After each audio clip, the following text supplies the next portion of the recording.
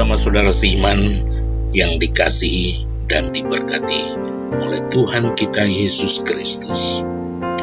Kita jumpa lagi saat ini diiringi seuntai harapan. Semoga Anda semua berada dalam keadaan sehat walafiat, tak kurang satu apapun juga, dan tetap tekun dalam doa yang tak kunjung putus, seraya membaca firman Tuhan, menemukan rema, dan menerima lokusi-lokusi indah dari perbendaharaan keraiman Tuhan kita, Yesus Kristus. Puji Tuhan. Tidak dapat dipungkiri bahwa masa ini yang dikenal dengan sebutan zaman modern atau mungkin juga super modern, masyarakatnya dibelenggu dan dikuasai oleh teknologi informatika, dan handphone menjadi segala-galanya yang siap sedia dalam hitungan detik melayani dan memenuhi selera sesuai konten yang Anda butuhkan. Ya, dunia ini serasa dalam genggaman tangan kita. Tak dapat dipungkiri bahwa banyak anak-anak Tuhan yang memanfaatkan handphone untuk mengakses YouTube, mengakses internet, WhatsApp, dan Facebook guna mendapatkan ajaran-ajaran dari sabda Tuhan. Kitab suci tentang kasih dari Tuhan Yesus yang mampu menumbuh kembangkan kualitas iman, bahkan sebagai pintu masuk bagi perolehan pesona ilahi yang dianugerahkan secara gratis dan bebas tanpa intervensi dari siapapun juga. Roh Kudus dengan bebas mencurahkan harta kekayaan atau karunia-karunia roh kepada anak-anak Tuhan, yaitu Anda dan saya, kita-kita yang menerima Yesus sebagai Tuhan dan Juru Selamat pribadi.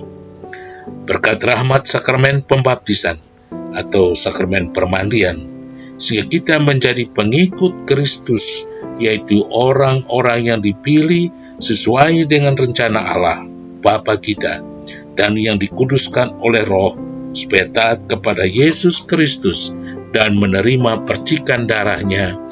Begitu yang tertulis dalam surat Rasul Petrus yang pertama, bab 1 ayat 2.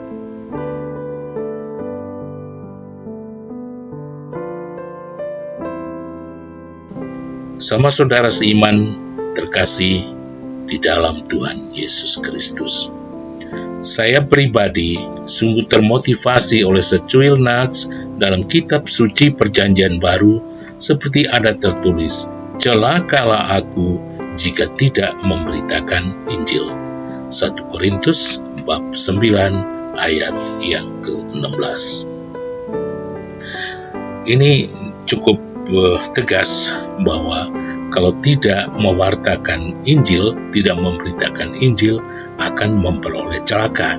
Begitu ungkapan dari kedalaman hati dan kekuatan iman dari Rasul Paulus dalam suratnya tadi di 1 Korintus pasal 9 ayat yang ke-16.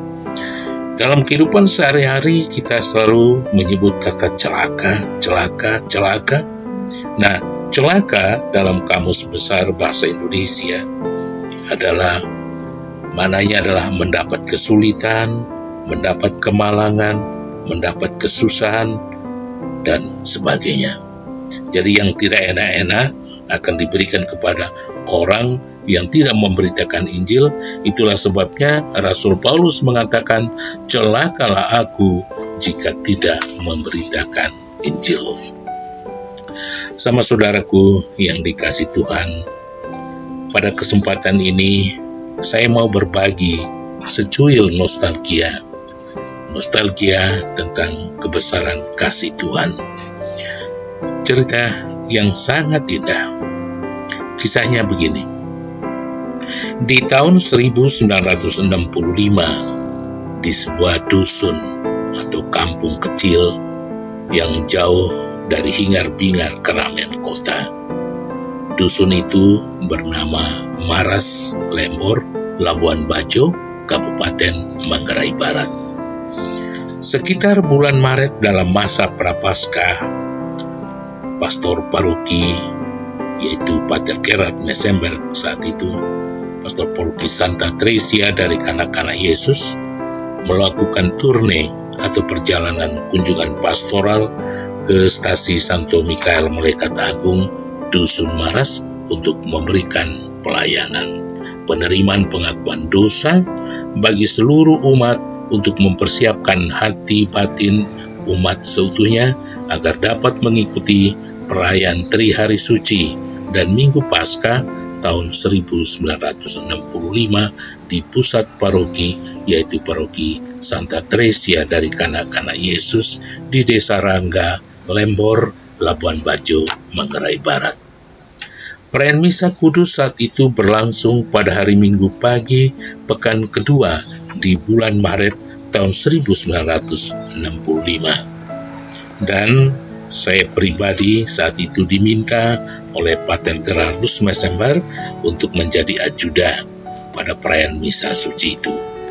Banyak umat yang hadir datang dari berbagai kampung dalam wilayah stasi Santo Mikael Malaikat Agung.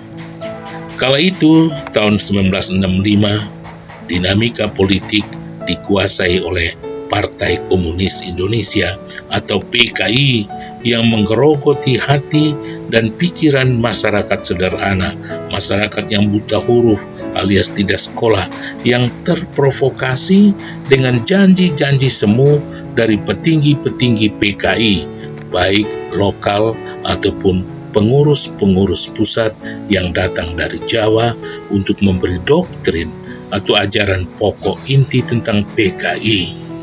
Masyarakat kampung sungguh sangat tersugesti dan dengan sepenuh hati, tulus dan ikhlas, tanpa paksaan dari siapa-siapa, mereka mendaftarkan diri sebagai anggota PKI. Para anggota PKI itu diajarkan untuk menyebarluaskan ajaran atau faham tentang PKI kepada para guru-guru Katolik dan bila perlu menyerang pastor paroki yang menurut mereka sebagai penghambat, pastor sebagai penghambat pertumbuhan dan perkembangan Partai Komunis Indonesia PKI kala itu. Saat homili disajikan oleh Pater Gerardus Mesemberg SVD di luar gedung sekolah yang saat itu dijadikan sebagai tempat menyelenggarakan perayaan Misa Kudus atau Ekaristi, berkumpullah beberapa orang anggota PKI dengan melilit parang panjang tajam di pinggang mereka dan mendaulat seseorang dari antara mereka, dan orang itu terkenal sangat temperamental, tidak mengenal tata krama atau etika dalam kehidupan sosial bermasyarakat, dan sangatlah tepat kepadanya bila diberikan predikat manusia biadab, karena memang sangat temperamental dan kasar.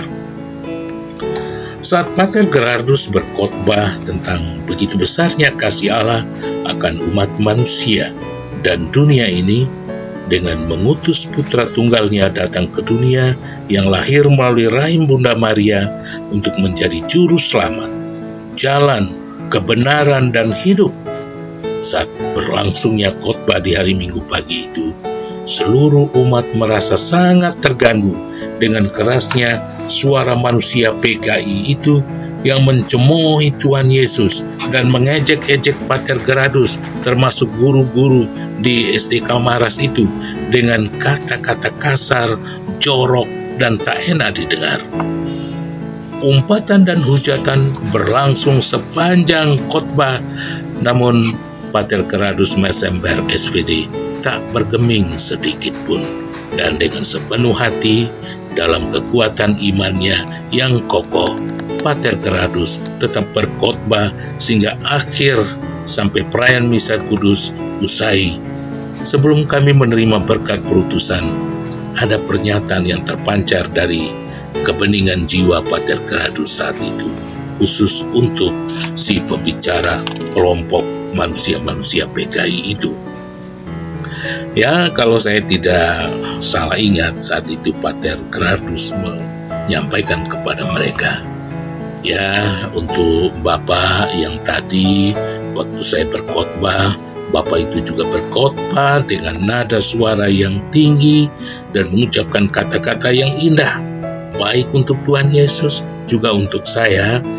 Saya mau berdoa untuk Bapak-Bapak agar kasih Tuhan yang tanpa batas tercurah untuk Bapak-Bapak.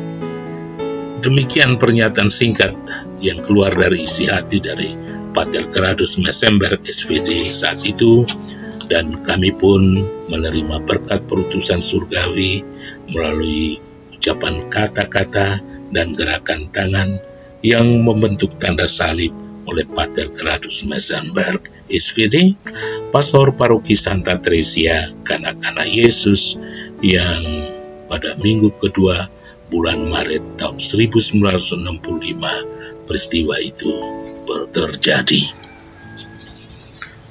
Sama saudaraku yang terkasih dalam Tuhan Yesus Kristus, 4 hari setelah Pater Gerardus kembali ke pusat paroki di Rangga, Lembor, Labuan Bajo, Manggarai Barat, di Rembang petang saat mentari dalam pelukan mesra buana di bulan Maret itu mendapat kabar antara suka dan duka bahwa toko PKI itu sore tadi jatuh dari pohon sukun di dekat rumahnya dan tuburnya tertancap kayu lagundi yang dalam bahasa setempat dikenal dengan nama kayu susang, telah merenggut nyawanya dan memberi dia gelar baru, yaitu almarhum. Sama saudara yang terkasih, tanpa terasa almarhum sudah 57 tahun berkalang tanah.